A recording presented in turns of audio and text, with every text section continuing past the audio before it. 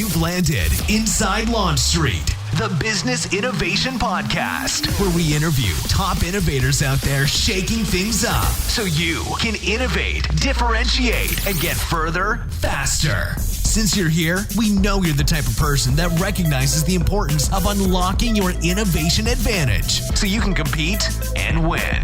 And now, your host, the person that has worked with leading companies like Disney, Procter & Gamble, Aero Electronics, the U.S. Army Research Labs, and Red Robin on upping their innovation advantage. Tamara Gontor. Hello, everyone. Tamara here from Inside Launch Street. Good to connect with you all again. Today, I have a guest for you. Now, as you know, I only bring on guests that I think are going to help you elevate your innovation advantage, elevate being an actual innovator, because as the title of my book says, innovation is everybody's business. We are all capable of it. So let me tell you about Chuck in a second. Before I get into that, I just want to share two things that are exciting and important that are going on here at Launch Street that I think you need to know about. Now, if you are on my mailing list or have connected with me in a different way, you might have heard this, but I want to make sure it really sinks in because it's so important. Our Everyday Innovators tribe is up and going with gusto. We've got some incredible founding members. We're adding members all the time. I'm so excited. Let me tell you a little bit about it. We built the Everyday Innovators tribe to help business leaders innovate and give you the tools, the community, and the resources to make that happen so that you can solve your biggest challenges, create breakthrough outcomes, and accelerate your success. It is so incredible what we've got going on there. These monthly innovation jam sessions online, these bursts of innovation that happen daily so that you're set up for success during the day, live Q&A sessions, the IQE, the assessment of how you innovate in the book, of course, so that you can learn all about you and your greatest competitive advantage. So if you haven't checked it out, go to our website, click on the tribe link, and give it a feel. See if it's right for you. I should let you know that we only do open memberships a couple times a year. We're doing one in June, only for a week, and then one again in September, only for a week. And the reason we do that is because we want to spend most of our time on you, the people in the tribe. Make sure that we're giving you all the loving, all the support, and everything that comes up to help you be that rock star innovator and have a stronger, more valued voice. So if you haven't checked it out, go do it. Now, today, as I said, is all about your innovator spirit, discovering the mindset to pursue the impossible. In fact, that's the name of Chuck Swoboda's book, The Innovator Spirit, Discover the Mindset to Pursue the Impossible. We dig into it. So let me tell you a little bit about Chuck. He is an Innovator-in-Residence at Marquette University, president at Cape Point Advisors, and retired chairman and CEO of Cree Inc. He is a co-inventor on more than 25 patents covering LEDs and lighting technology and has over 30 years of experience in the technology business. And as I said, he's the author of this book that we're going to dig into. So Chuck knows what it takes to be an innovator. He knows what it takes to enable innovation in others. We have a really interesting conversation about why there is no box in his mind. We talk a little bit about kind of what are those things that we struggle with that keep us from innovating, and what are the things that limit our innovative behaviors. And then, of course, I dug in how to get over it. All right. Enjoy, and I hope to see you on the tribe. That's the place that we really get to connect. Chuck, thank you so much for joining me today. I feel like we have a very robust conversation ahead of us. Well, I'm really looking forward to it. Well, let's get to know you first. What's the one thing people would be surprised to learn about you? Boy, it's hard to imagine where I should start. Probably the most interesting is that, I spent 25 years working at Cree as we grew the company from a startup into this global technology company. And, it was all about taking risk and pursuing innovation. But for me, it almost never happened because the first time Cree offered me a job, I actually said no. Because I thought it was too risky, and I had yet really to learn this idea that I would later come to discover, which is to be unafraid of failure. So for me, the guy who has spent 25 years in innovation, it almost didn't happen. And maybe on a more fun note, along those lines, at Cree, when I first interviewed, they made me play basketball at lunch as part of the interview process. You're like, well, can you play? Well, I'm tall. I'm 6'6". So like I was okay. But these guys were playing like they were playing for the NCAA Final Four. But what I learned is that later on, we kept doing it. And what it ended up being is one of the most interesting and helpful ways to interview people, because it doesn't matter if they're any good at basketball. If you put someone in that moment, right, you see how they react under stress in a team context, you know way more about them than you'll ever get sitting in a conference room interviewing them.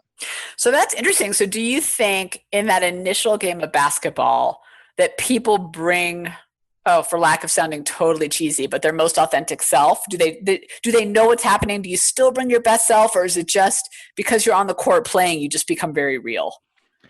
I think you start out thinking you're going to bring your best self. And then in the moment, in the heat of competition, you get tired, you're running up and down the court. At some point, you just start to react. And so I think what happens is you get past all the who are trying to be, and you get at who someone really is.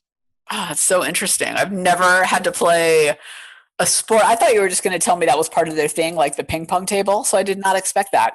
I do want to ask you a question, though, about something you said when you were talking about being unafraid of failure, or you didn't realize you were yet.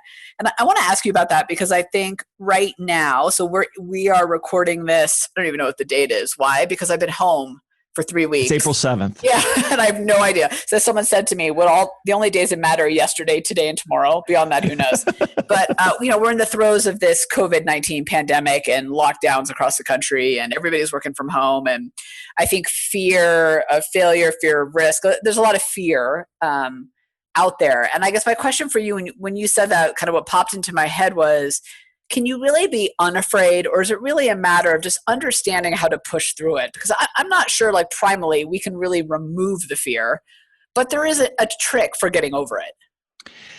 So in my experience, I started out in one place where it became for me is, if you go through an experience enough times and you survive it, you actually start to realize that this thing you're afraid of isn't real at all. And so fear is, the fear of trying to do something is almost always worse, or thinking about doing something is almost always worse than actually doing it.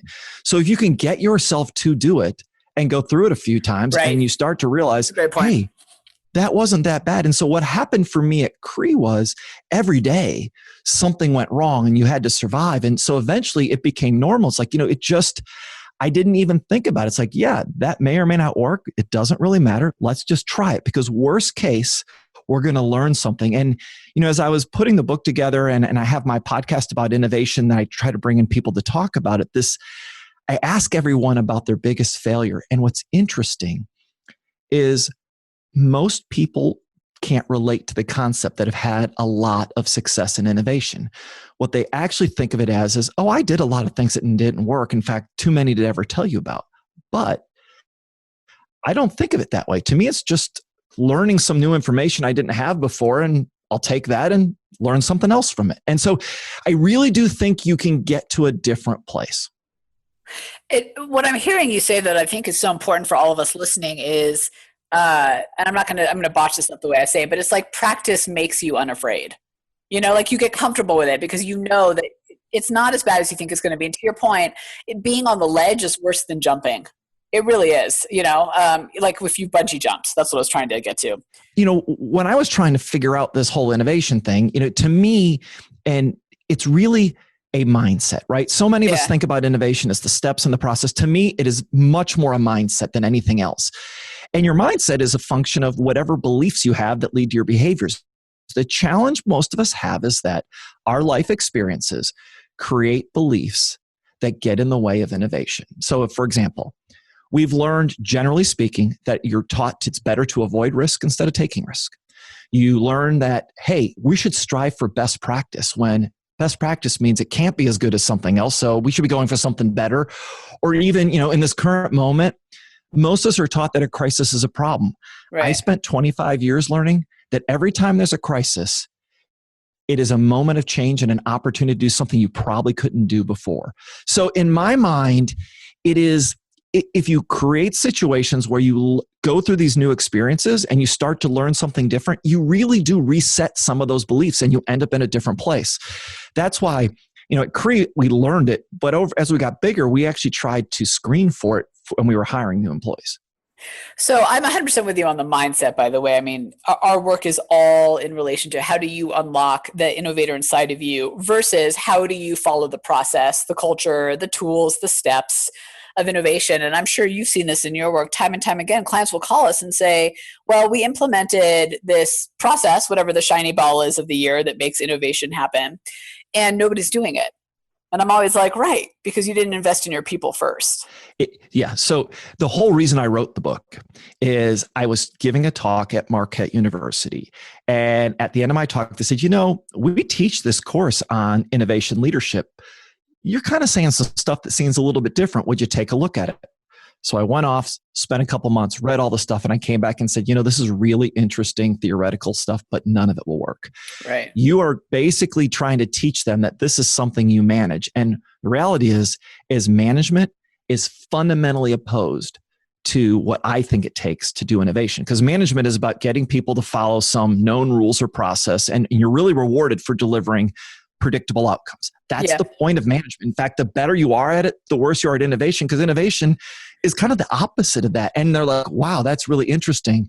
Could you write a book? And so I never intended to write a book, but that's how I got into it, because to me, it was kind of logical. And that was the first moment where I said, oh, the stuff we did at Cree isn't what everyone else is doing. There must be something different. And I knew it couldn't be the process because the process is available for everyone. So you've mentioned your book a few times. Let's dig into that. The title is The Innovator Spirit, Discover the Mindset to Pursue the Impossible. And it's all about embracing that innovator spirit, the mindset like you were just talking about. I'd like to layer onto that where we are today with the ground, shifting for all of us. How do you see the role of all of us being innovators in a time of crisis like we're in now? Well, I think first you have to, understand that I start with a very basic premise that's probably different from a lot of people, but I believe and learned that every crisis is also a great opportunity for innovation because it changes the risk reward balance in people's minds. Most people, and we talked about this earlier, are trying to kind of find this balance between risk and reward. Yeah. But in my experience, innovation don't work that way. It fundamentally requires risk because you're taking on a problem that there may not be an answer to. So what happens is in a crisis, essentially the status quo stops working.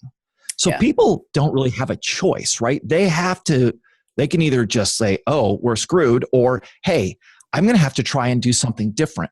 I think the other thing it does, so much of our energy, and most people spend their time on, is focused on this set of, well, I'll call competing priorities. There's all these things they need to get done. And in the reality, if you really were honest, there's usually one or two things that really matter and the rest kind of don't. Yeah. And in a crisis, typically people take that list, they throw it out and they go, what's the one or two things we got to get done? So you get this incredible ability to focus. So you get a better risk reward balance, you got this focus. And then in that moment, that environment, you have this opportunity to lead because people are biased to change. They're looking for new solutions. And I think so for each of us, the people that are listening, this is their moment, right? All those ideas you had or things you wanted to try that you didn't think someone would consider in normal times. Well, this is that moment, right? And it's not a moment to think about it. It's a moment to do something. One of the people always ask me, what's kind of the first step? I said, well, the future doesn't happen. You have to actually go make it happen. So like the first step of leadership is to actually lead. And so this is that moment. Take your best idea, put it out there, see what works, see what doesn't, adjust, and keep going. And the point is, in this moment, people will listen way more because they're looking for anything. Don't you find too that they're also more accepting? And what I mean by that is, whoever your customer is, whether you're in a B2B business or, you sell products, whatever it is, if you shift and try new products, new ideas, new business models, new thinking, I think your customers also in times like right now, because they're in it with you, are even more, because I think actually they are on regular times too, but even more willing to go along for the journey with you. So you don't have to, you can be less afraid of the mistakes, it being not 100% right, because they get it, right? They get that you're trying to shift and change along with what's happening. I think you have it absolutely right. I mean, I think this is that moment that not only do you as a leader change and the people around you, but absolutely the customers goes, hey, nothing's working the normal way, right? Yeah, we get it. We get it. So if you have an idea, let's try it. And, that's what I'm seeing in a bunch of situations is that you're seeing industries where people are embracing ideas that they would have never thought possible before. I think also what you're saying just reminds me of a conversation I just had. I think, talking about the risk reward balance and changing a little bit. I think in a lot of ways too, and I'd love to hear your perspective on this, it actually flips what ends up being risky and what isn't. And the example I have is I was talking to a colleague of mine who's in the education department here in Colorado, and they have been talking about and exploring and investigating and setting up committees for years to move things to a more virtual online platform, not to get rid of schools, but just to have more of that available. And there was too much risk. The system was too big, the shift too great, the list goes on. Now, what they've been trying to do for 3 years, they have to do in a week and figure it out. And so the risk for them becomes not having to shift the bureaucracy and all the money and time that takes. The risk becomes not doing it and not having school. Yeah, you just picked one of my favorite examples. So I was on the board at Marquette for 12 years. And I remember for at least, most of that time, we were talking about online and virtual classrooms and how do we get there. And, as an outsider, you're like, guys, you could just do this. Let's go ahead. Right. And look, every university made some incremental progress. But the fact is, as of 3 weeks ago, most major universities in this country, the majority of their classes were in-person instruction. Mm-hmm. And if we would have asked them 3 weeks ago, how fast, if we had to go as fast as possible, they would have said, we might be able to take the whole curriculum online in 3 to 5 years if we were really crazy about it. Right. And most would have said that's not possible. And literally in 7 days, just about every higher ed institution went online. And you're going, wait a minute.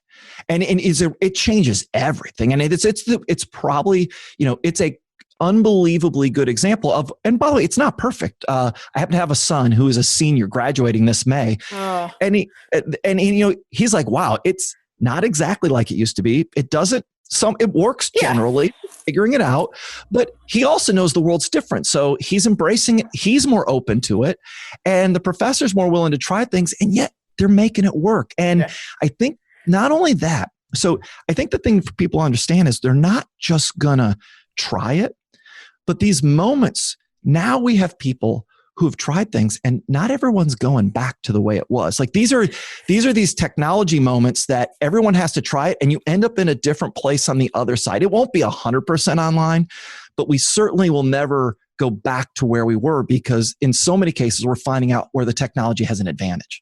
So I want to dig into kind of an angle you're taking, and you actually mentioned it before, which is about this idea that like really a crisis is actually an opportunity. And I totally agree with you. And you wrote this article, I think it was for Forbes where I read it, that says for industry leaders, social distancing is an opportunity to seize, not a problem to solve. So let's talk about this a little bit for a second, because I think it's a really important conversation to have, is around how do we take what feels like uncertain, uneasy, a little bit of chaotic times and actually transform that mindset into one of like, hey, there's a lot of opportunity here. Well, I think two things. So I think you've described the situation. It is factually like that, right? It is chaotic. It is uncertain. But that moment just means all the rules are up for grabs. So look, most of my career was taking a small company, competing with big companies. It took us 25 years to become big. The toughest problem you have is it feels like the system is rigged against you most of the time. Everyone's comfortable with what they're doing. No one's in a hurry to change. All that, the moment that all gets thrown out the window, it's open season, right? Now you can try these things. And so, an example would be is, we talked about higher ed, but anything using this virtual technology is different now. If you look at telemedicine, right? Telemedicine has been around for 30 years. And I've had 2 doctor's appointments in the last 2 weeks online. And guess what? It was easier, more efficient. And you start going, why weren't we doing this? And then you start to ask yourself, well, wait a minute. I could drive to the doctor, but all the people that couldn't, that don't have access, wow, this idea really could work. And we talk about healthcare being expensive. It's got to be a savings there. Or another example that's personal to me, right? ideally, this is my first book, but I had all these events planned, right? I'm going to go speak here and speak there and speak there to talk about the book. Well, they're all canceled. Like, yeah, they are gone. So are mine. And you're going, right? And you're going, wow, the event business is dead, except that I've now started to get virtual event requests, and I've already have 2 of them. And what you realize is that will it be the same? No, but these events can actually reach much larger audiences much easier than before. The fact is, everyone getting on an airplane, flying somewhere to go to an event, that's actually a highly friction-filled customer experience. Online is pretty close to frictionless. Amazon's kind of proven why that's helpful to people.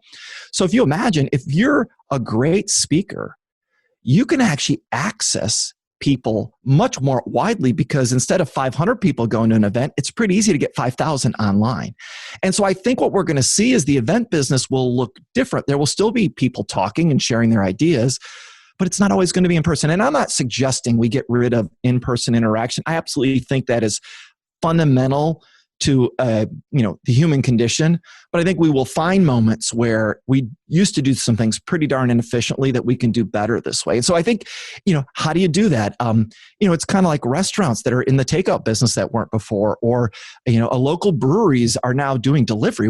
Who ever heard of a brewery doing delivery? But there are things they will learn in this moment, because we're not allowed to be together, that I'm not sure all those business models go away. So I think it's just really a clever moment to go, okay, I can't do this, but what does it mean I can do? And what will people try that they wouldn't before? And then the last idea along those lines is, someone the other day I was talking with, they said, yeah, the only person that benefits from this is Amazon and Walmart, because everyone buys everything online. And what's interesting is it's actually a bad deal for Amazon and Walmart. And the reason I say that is that when you're the market leader and the market grows at a certain rate, Amazon and Walmart can keep delivering the same customer experience day after day, and it's almost impossible to compete with their scale. This demand has blown up their model. So you go to Amazon now and it says you can't get something for 2 weeks. I don't know about you, but I don't hit buy. I go, I'm going to find it somewhere else. I have found 4 or 5 vendors that I've used in the last 2 weeks that I've never used before. That's interesting. I hadn't really thought about that. I've always been thinking about Amazon, about like, lucky, look at you guys. But you're right. You're right, because they can't deliver on what it is we love about them to begin with. Right. Their value proposition is instant gratification, right? It's convenient and instant. Well, all of a sudden, if that goes away, I'm more open to consider other alternatives. So I now have 4 or 5 online accounts I didn't have before. And I've actually gone and bought some things, local pickup, that I wouldn't have bought before because it was in stock and it wasn't online. I'm going, wow, I am adjusting my behavior patterns because of this moment. And it's actually, I'm buying less from Amazon, not more. It's interesting. One of the questions that my team and I have been asking ourselves as we go through this, because like you, we do a lot of a lot of live events, a lot, team meetings, workshops, right? And it's interesting. I'll just pull back the curtain for a second. We have been developing and delivering digital programs and e-sessions and e-workshops and all that for years now, but it has never been the forefront of our business, even though I've always wanted to move the business in that direction. And now with this big shift, it really did free up the space for me to shift the balance in our business the way I've wanted to for a long time, but didn't, because I didn't have the bandwidth before, because all this other stuff was working so well that I had a hard time kind of making that shift I wanted to make. So the question that we've been trying to ask ourselves is, because I can't do this, what can I do instead? And I think that, kind of to your point about mindset, just frames up the whole thing as like, what you can't do is actually a blessing. It's actually good if you can kind of figure out the other side of it. Well, if you think about this whole innovation problem that we're also interested in, I remember when Clay Christensen's book came out. So I was early on in my Cree career, and I remember this book coming out, and I'm reading it and I'm going, wow, the innovator's dilemma. It's a people problem. Like, people can see it, but they can't change. Why not? Because their current world is going too good. They don't want to screw it up. So they're going to keep doing it. It's why Kodak couldn't get out of its own way, even though they invented digital photography, right? And you go, wow, in this moment, we just took away your safety net. You have no choice but to reevaluate now. And so I think that's kind of this for these businesses that are like, yeah, I can't compete with Amazon. I'm going to keep doing it my old way. They don't have any choice right now. And so there will be more effective online businesses or virtual businesses as a result of this crisis than there were before because that's what they had to survive. Now, by the way, there's also a lot of companies that will suffer greatly. And I don't want to minimize that. And I recognize this is a tough time for a lot of people, but some number of those are going to end up in a better place when we're all done. There's this restaurant down the street from me. It's like a trendy breakfast place with like the best pumpkin pancakes, that kind of place. And obviously they're shut down. The thing that I was impressed by what they've been doing is not just delivering food and just saying, okay, guys, we can take it to go. But they've been creating, because I too have children at home, they've been creating meal kits for you to buy. So you basically get the ingredients, pick it up, right? Then you've got breakfast for the week or lunches for the week. And I thought that was just such a brilliant example of innovation, because it wasn't just let me discount what I already have or let me just do what I already do, but let me just deliver it to you versus sit down. It was really thinking through, how do I serve my customer and the new demands and the new needs that come up? Because I think the other thing that I read kind of in your work that I really appreciated was the idea that like this chaos also leads to new challenges that somebody needs to solve. Oh, absolutely. This idea, and I have a number of colleagues at Marquette, they're teaching online virtually now, right? They also have their kids at home and they're homeschooling them. Yeah. So they just double, their life just got way more complicated. And you go, wow, there are services that they would value now differently than would exist before. Just like your point, meals to go. Oh, absolutely. People are like, give me some alternative to this. And so I think you've got the idea that there's not one answer out there, but there are clearly new problems that need to be solved. And that's where the opportunities are. So I want to talk about what it means to have an innovator spirit. Will you give us just like, I don't want to say high level, but what you would consider the umbrella view of this is really what it means? So to me, and I use the word spirit on purpose because, I think a lot of people put it in a very religious context. But to me, if you get to what spirit really is, it's who somebody really is. Like I was talking about on the basketball court, It's not who they say they are or who they wish they are. It's who they really are. And the reason that's important is that what we're talking about is we're trying to get a set of behaviors that drive innovation that are somewhat unnatural to the way most of us have been trained or grown up or experienced or we're taught to manage things, right? So, but to get different behaviors, you have to start with different beliefs. And that's why so many of us struggle, right? We work on behavior change when actually you can't actually change behavior unless you do belief change first. And so the innovator spirit is getting at what are these beliefs that enable the behaviors that make innovation possible. And what I try to explain is, and we've talked about some of them already, it's this idea of being more open to risk. It's being unafraid of failure. One of the ideas is that I saw in my career and I've seen in lots of other companies I studied is this comfort with what I call the brutal truth. So this ability to live in an environment where we're just going to say exactly what we think is wrong in this moment. And we're going to assume everyone's going to start with the premise that they're listening to this as constructive feedback and they're not going to take it personally. And everyone says, well, that's really hard to do. But as I study these other companies, there's this idea that you can either try to make everyone feel good or you can ask everyone to start in a different place, which is assume that everyone's responsible for their own mental state. I spent 25 years in an environment where people said exactly what was on their mind. And I never assumed, other than the very first time, that it was personal.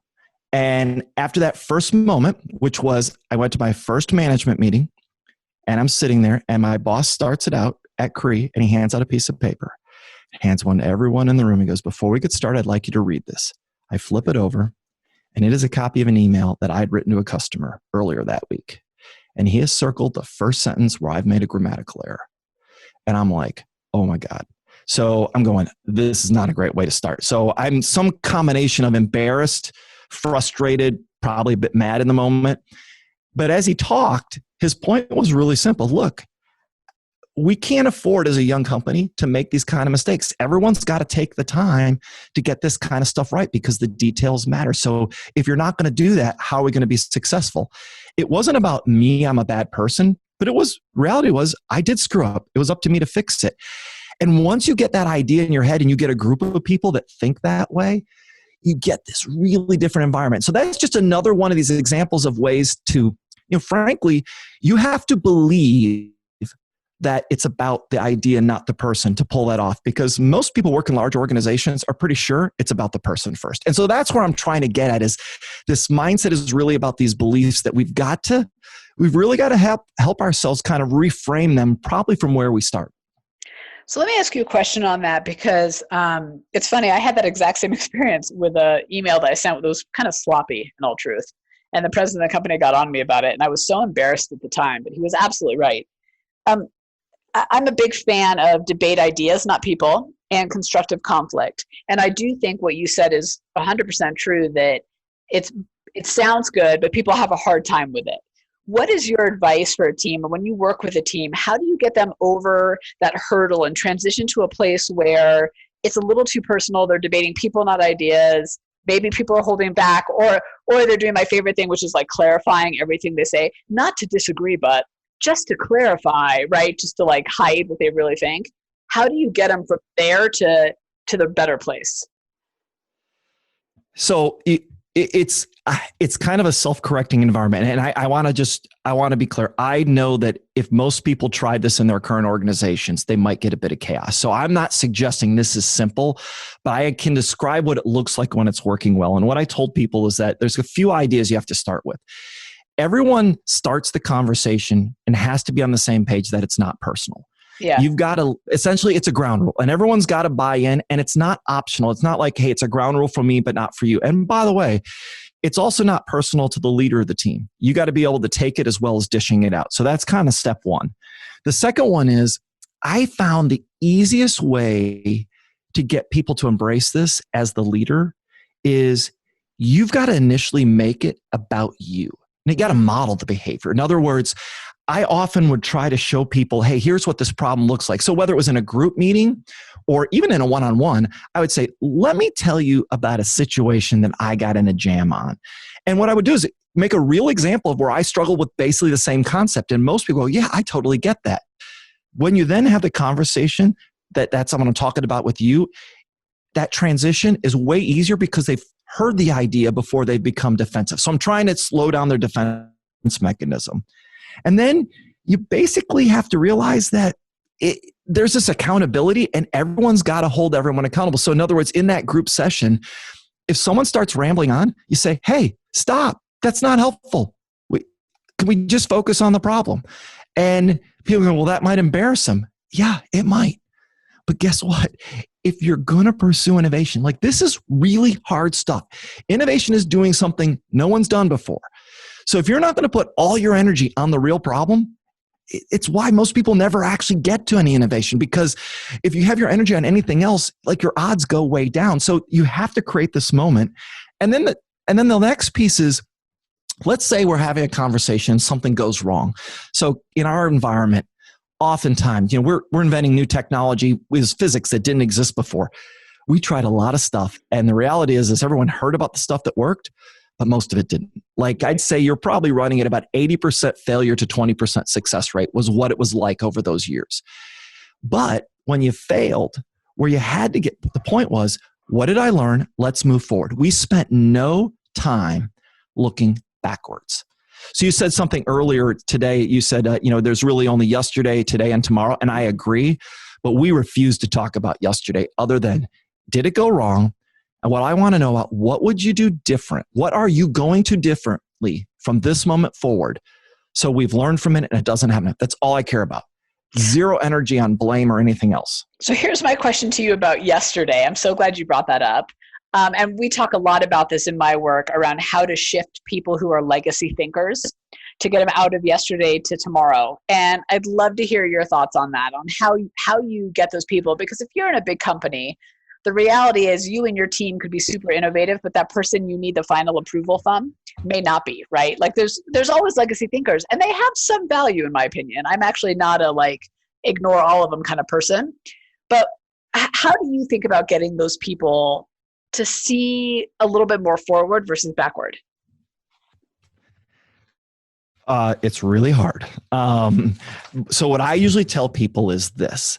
I think that if you're in a large organization, and I had a chance to meet with one that's really interesting. It's called, I can't think. It's an insurance company based in Madison. I can't believe I can't think of their name right now.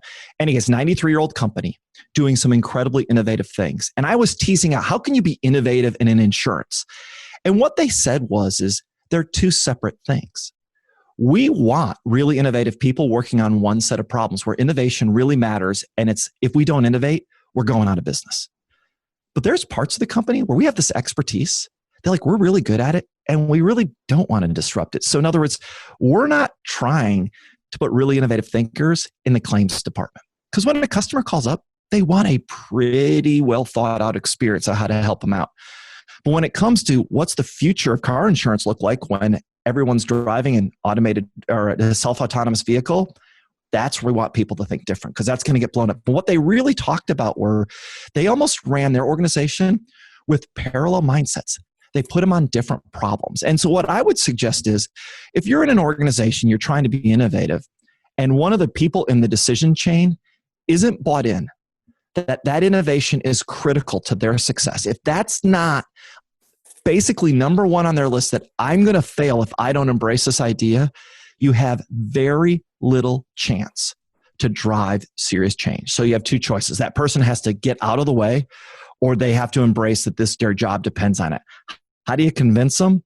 What I tell most people is you have to try to show them that in the future, they're in trouble if they don't embrace this. But I will tell you, that's really hard to do. I tried that a lot, and what I would find is that most people have to come to it. So for me, if I was going to pursue innovation in a large organization, I might do some incremental things in a small group, but if we've got to do something big, the leadership better buy in or it's going to get stuck. And so we did some consulting with a company recently, and we were training their first and second level people on innovation and the mindset. But they were getting very frustrated because we didn't train the middle managers weren't a part of this. So the CEO was bought in, the lower levels were bought in, but the middle wasn't. And it just hits the wall. And it's going to, because it's great that the CEO is bought in, but you have to, it has to happen from both directions, I guess is my point. And so my suggestion is, one, make sure innovation is the right solution for the problem, because if it isn't, you're wasting your time. And if it is, the people in charge better be bought in, because otherwise your odds of success are very low. Yeah, it's hard to make any changes when the people who have to sign off in some way or another don't agree with you. I want to back up for 1 second, though, and just add a different perspective for a second, because when you were talking about that insurance company, it makes me nervous when I hear a company say, we think some people get to be innovative and some people don't. And the reason why is, first of all, our research and the science behind it, right, has shown that everybody has the possibility of being innovative. Is all of our brains are wired for it. Some of us have more practice, to your point, and unleash it more than others, but we all have the ability to innovate. And I think innovate in the roles that we have, like maybe that innovation is not some autonomous cars and something out there. Maybe that innovation is an improvement on customer service because you see a new way to solve a problem. And I'm just curious, when you work with these companies, because I hear what we're saying, right? Like the things have to get done and we know they're good. But at the same time, I think making that type of distinction is very dangerous, because you miss opportunities to innovate in the places where you think you're solid, where you think we just do the business. And I think on top of that, the bigger unintended consequence of saying, hey, these people get to innovate and you don't, is the people that don't actually, what we've seen is their motivation and their engagement drops, because we're humans. We all want to contribute. We all want to create a problem solve. And we're being told we're not allowed to do that. Yeah. So let me clarify one really important point. I think this will make sense. I have a very specific definition of innovation. Something new, solves a problem, and creates real value. And so I have a very high standard on what that means. And so to me, incremental improvement is not an innovation. It is important, it's necessary, but I would actually approach incremental improvement quite differently than I would approach innovation. So for example, if I was trying to make incremental improvement, there's a lot of tools and techniques that I think could be very valuable to that. The idea of whether it be lean or Six Sigma or any of these approaches where you're taking a distribution and you're getting rid of, you're optimizing within you're that. minimizing the waste. Those are great approaches. That's not innovation. When I say innovation, if it's in the distribution already, it's not innovation in my mind. And then that doesn't mean I'm right or wrong. I'm trying to be very specific about what some people would call one type of innovation. And so when I gave you that example, we were using my definition around that. So their point was they absolutely want the claims department to make incremental improvements and make their job better each day. They're not excluding them, but they don't want them coming in one day going, hey, let's just try a radically different customer service process that's not based on our past experience, because they don't want the customer to go through that on a day-to-day basis. So they're trying to find this balance. And they actually then take, when they have an idea, they actually have what they call, I think they're called innovation associates or something. They literally embed people in both sides of the organization for periods of time to make these ideas joint ideas. They literally develop them together. So I think they're much more aligned with what you're suggesting, but I'm using innovation to be really what you would probably call the bigger ideas.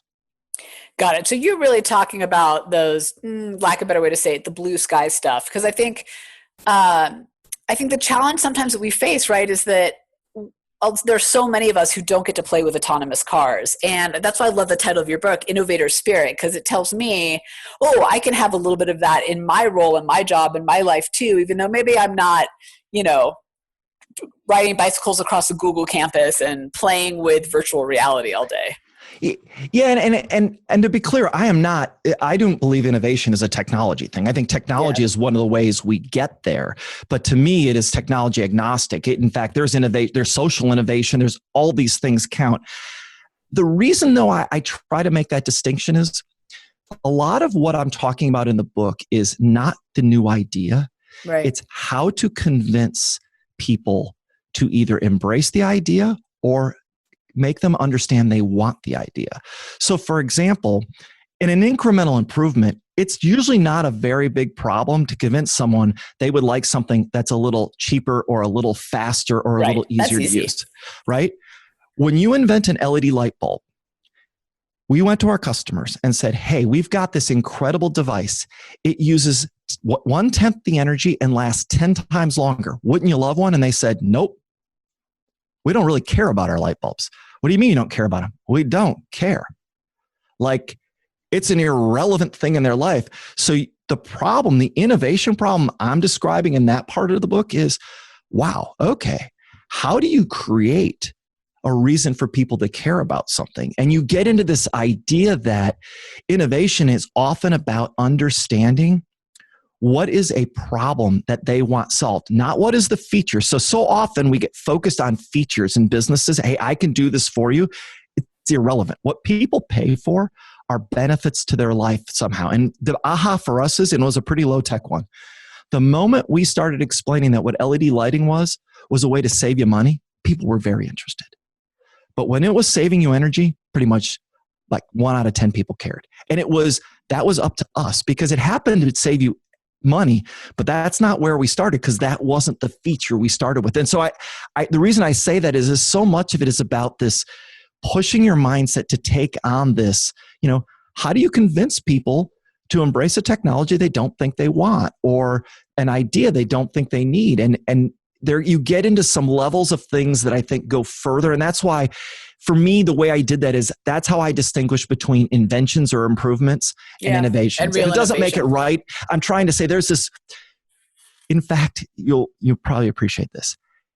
Oftentimes in my mind, the greatest innovators didn't actually invent the idea. Yeah, they just usually, made it right? relevant. They made it relevant. So, the Macintosh is this phenomenal, the Macintosh computer comes out and it's a incredible graphical user interface and a mouse. Steve Jobs admits he didn't invent any of it. All he did was package it up and convince people that it would work in a way that they made him want. It was all invented elsewhere. And so that's the subtlety I'm trying to get at. And it's not a right or wrong, but they're different things. And so what I'm trying to help people understand, if you want to push for something that's truly not been done before, you've got to go further than just this inventing thing. I want to ask you a question. I'm going to jumble a little bit because it's in my head and I'm going to say it as I'm thinking about how to say it at the same time. But, I want to focus on the word kind of impossible and future for a minute, because what you were saying about finding that need reminded me of this. Like you, I've been in innovation for years. And so I used to be on the other side of the glass mirror where you watch these horrible focus groups. I can't stand them. That's a whole nother soapbox for us to go on. But, it would be people kind of really sharing their challenges that we then were trying to figure out how to solve. The reality is they were telling us yesterday's challenges, because we don't know what the future looks like. And as consumers, people, right, we're not skilled at saying, here's where I will be in 5 years.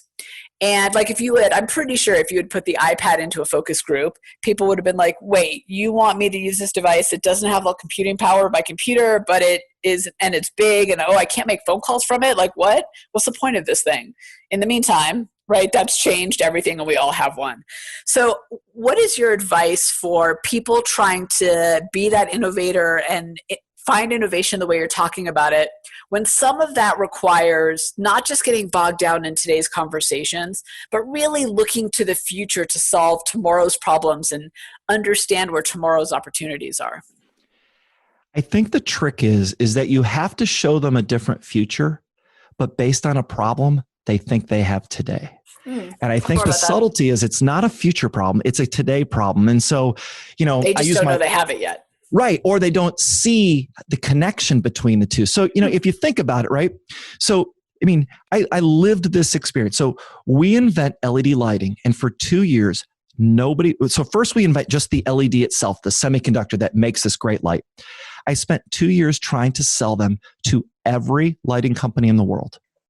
And I got 0 customers to buy 0. And I met with them over and over. And in the end, what they said is, that's really cool. It's amazing technology. We don't need it. Why not? My customer's not asking for it. Well, they're not going to ask for it if you don't show it to them. I'm not going to work on something they're not asking for. That doesn't make any sense. So what do you do in that moment? So what we said is, it feels like we need a darn revolution to convince them. And in fact, I presented at a conference very early on in front of all the major large light bulb companies. I said, someday we're going to use LEDs for everything in our homes and everything in our offices. The 3 CEOs got up after me and said, that's a nice young guy. It's cool technology. There's no way it will ever be used for all these things, because what we have today, we already know for sure consumers think is good enough. They don't want anything better. So what do you do? So what we did is we said, you have to start a revolution. And literally, we started out with a marketing campaign, and we called it the LED lighting revolution. If you go back and read now, you'll read about this revolution. It was just a marketing idea at the early days, because we had no other choice. Like, we had no customers, so you might as well call it something. And you go down this path, and what you realize is you have to create a vision for the future, and then you have to sell it and share it with people and tell them why it will make their lives better. And that was a slow and difficult process. And then what we found is the key was to convince somebody to try it.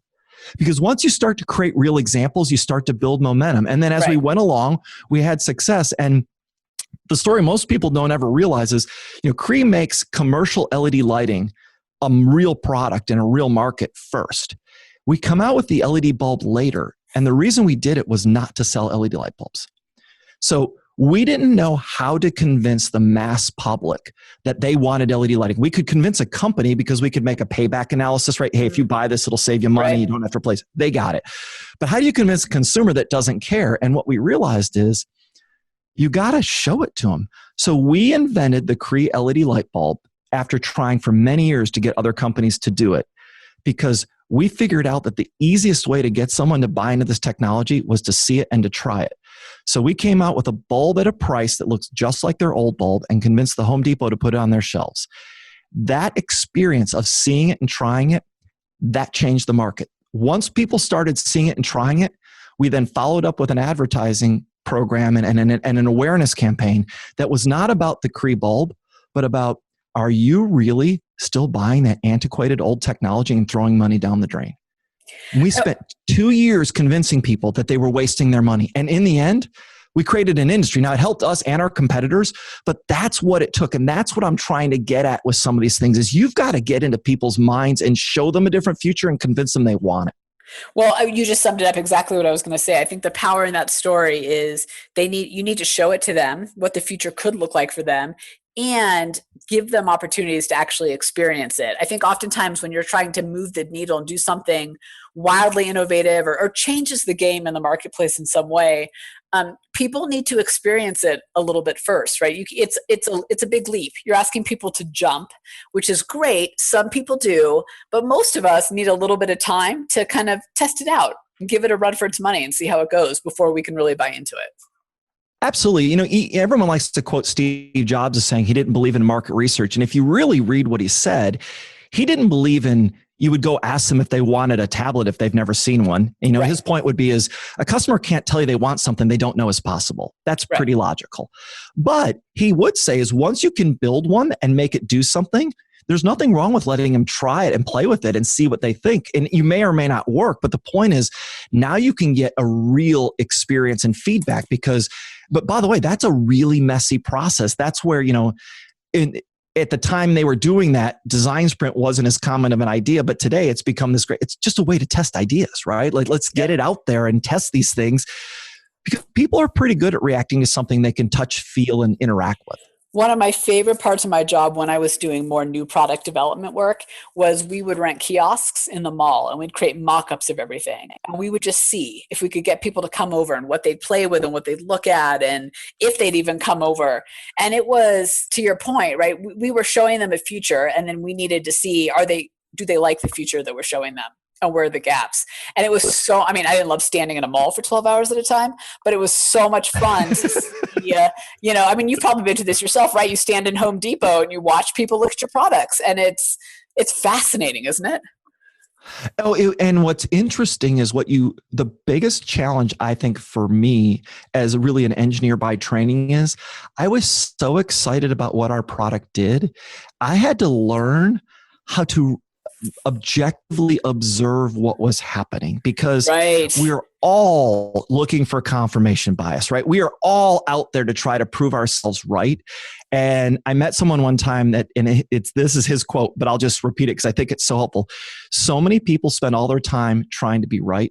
They actually miss the opportunities for success. Yeah. And I think it's an incredibly wise way to think about this is you actually want to test, you want to assume that they will hate it. Because if you do, you're much more likely to see what they really think about it. Because if you assume they're going to love it, it's so easy to confirm things that aren't true. That bias is really dangerous. And I think that advice that you just gave is a really great way to close out the podcast because I couldn't agree more. This isn't just about getting out there and testing. It's about really being objective. And I think, part of the innovator spirit, right, is being open to your point about the blunt truth, being open to what people gravitate to, don't gravitate to, what they like, what they don't like. I think if you always have that mindset of like, okay, how does what somebody else is saying improve my thinking, my product, whatever, you can get there. So with all that, where can people go to learn more, get the book, connect with you? So the best way to get more information is go to my website, chuckswoboda.com. You can also follow me on LinkedIn or on Twitter or Instagram at @TheChuckSwoboda. I have a podcast called Innovators on Tap that's pretty much available anywhere. And my book is now available on Amazon, Barnes & Noble, or wherever you buy your books. All right, Chuck, this has been fabulous. What's your final piece of advice for all of us innovators on Launch Street? It's two-part because you made me think of something with your last question. I woke up every day assuming that whatever I did today, I could do better tomorrow. If you start there, it's really easy to not get stuck on your old idea. And then the second thing I would say is that innovation is this amazing tool. I like to call it the great equalizer because it gives the underdog not only a chance, but it often gives them an advantage. So I would encourage whoever's listening, embrace the opportunity and don't look back because that's not where the future lies. Oh my gosh, I think I'm going to take that advice. So Chuck, thank you so much for joining us. That was absolutely fantastic. A lot of great insights in there. Well, I really enjoyed talking to you and look forward to maybe talking again at some point. Thanks for hanging with us on Inside Launch Street. If you know someone that is truly ready to unlock their innovation advantage, have them join you on Launch Street. Discover your innovation advantage, build a team of high-performing innovators, and ignite ideas and solutions that create massive impact. GOTO, launchstreet.com. Remember, innovators, if you don't take the leap, somebody else will.